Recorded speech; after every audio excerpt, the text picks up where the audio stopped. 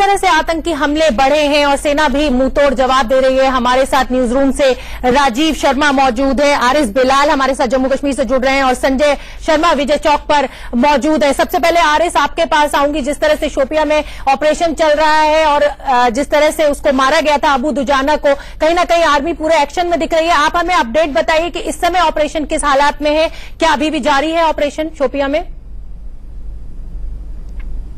देखिए, ये ऑपरेशन जो है ये तकरीबन रात के 2-2:30 बजे शुरू हुआ था और ये हमला उतना अचानक हुआ था कि इसमें फौज को काफी नुकसान पड़ा। जैसा आपने बताया कि एक मेजर और एक सिपाही के मारे जाने की खबर है और दूसरा गंभीर रूप से घायल है। इसके अलावा भी कुछ और जवानों को छोटी मोटी चोटें लगी है, लेकिन उनकी जो हालत है वो खतरे से बाहर बताई जा रही है। लेकिन शोपिया का ऑपरेशन अभी भी जारी है। काफी लंबे इलाके को घेरे में ले लिया गया और चप्पे चप्पे की इस वक्त तलाशी ली जा रही है, ये निश्चित करने के लिए कि जो मिलिटेंट है जो इस हमले में शामिल थे क्या वो अभी भी इस इलाके में छुपे हुए हैं या नहीं। लेकिन चूंकि रात का टाइम था तो बहुत ये आशंका जताई जाती है कि हो सकता है मिलिटेंट इस हमले के बाद वो इस इलाके से बच निकलने में कामयाब हों। लेकिन सिक्योरिटी फोर्स कोई भी चांस नहीं लेना चाहती। वो अभी भी ऑपरेशन इसीलिए बनाए हुए हैं क्योंकि वहां पे जितना भी आसपास का इलाका है उसको काफी अच्छे तरह से खंगाला जा रहा है, ये निश्चित करने के लिए कि मिलिटेंट कहीं इस इलाके में मौजूद तो नहीं है। लेकिन फिलहाल खबर यह है कि सेना को इस हमले में काफी नुकसान उठाना पड़ा है। जैसा मैंने कहा कि 2 जवानों की मौत हो चुकी है और कई एक जो है वो मामूली रूप से घायल हुए हैं।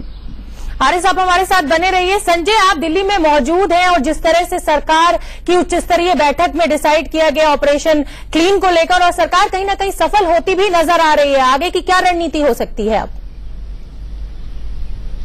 देखिए शोभना, ये जो हमले हुए हैं कश्मीर में ये बड़े एक्सपेक्टेड लाइन पर हुए हैं। इसी बात की उम्मीद की जा रही थी। जिस तरह से कि बुरहान वानी के मारे जाने के बाद लगातार एक के बाद एक कई सारे हमले होते गए, हमलों में तेजी आई थी, उसी तरह से अबू दुजाना के मारे जाने के बाद भी सुरक्षा बल और गृह मंत्रालय दोनों ये उम्मीद कर रहे थे कि कहीं ना कहीं हमलों में तेजी आएगी। तो ये सारे के सारे जो हमले हुए हैं जवानों पर, ये पूरे एक्सपेक्टेड लाइन पर हुआ। इसी बात की उम्मीद की जा रही थी। तैयारी क्या? जी हाँ, तैयारी की बात मैं बता रहा हूं। गृह मंत्रालय पूरी तरह से तैयार है, सुरक्षा बल पूरी तरह से मुस्तैद है। ऑपरेशन ऑल आउट में किसी भी यानी कि एक भी आतंकवादी को छोड़ा नहीं जाएगा, इसी तरह से तैयारियां की जा रही है और चारों तरफ से सीमा भी सील की जा रही है। भारत पाकिस्तान बॉर्डर पूरी तरह से कंप्लीटली सील करने की तैयारी हो रही है। आज भी अगर आपने बयान देखा हो गृह मंत्रालय का तो उनका यही कहना है कि 2018 तक भारत पाकिस्तान की सीमा पूरी तरह से सील कर दी जाएगी, यानी कि घुसपैठ की संभावना पूरी तरह से खत्म कर दी जाएगी। लेकिन फिर भी आतंकवादी हमले इसी तरह से होते जाएंगे और सुरक्षा बलों के भी काउंटर अटैक लगातार बढ़ते जाएंगे, यानी कि पूरी तरह से ऑपरेशन ऑल आउट की तैयारी है। एक भी आतंकवादी छोड़ा नहीं जाएगा। लेकिन ये फ्रस्ट्रेशन में हमले किए गए। अबू दुजाना बड़ा भारी चेहरा था आतंकवादियों का, लश्कर ए तोयबा का सुप्रीम चीफ कमांडर था। तो ये हमले एक्सपेक्टेड लाइन पर है, इसी की उम्मीद की जा रही थी। शोभना, राजीव, आपके पास आना चाहूंगी। जिस तरह से आप जम्मू कश्मीर पिछले दिनों में कवर करते रहे हैं, क्या माना जाए, पाकिस्तान सुधरने वाला नहीं है, ये हम सब जानते हैं। अभी पिछले दिनों पाकिस्तान में एक रैली हुई थी जिसमें कहा जा रहा है कि हाफिज सईद का बेटा, जियाउल हक का बेटा, ये सब मौजूद थे। इसको कैसे जोड़ के देखा जाए, ये जो हाल हमले हो रहे हैं इससे?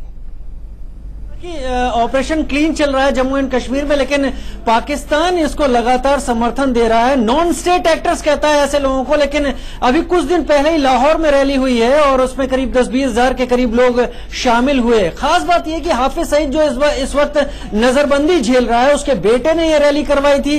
उसमें हामिद गुल जो कि फॉर्मर ISI चीफ है, उनका बेटा, और उसके साथ जनरल जियाउल हक जो कि तानाशाह रहे पाकिस्तान के, उनका भी बेटा शामिल हुआ।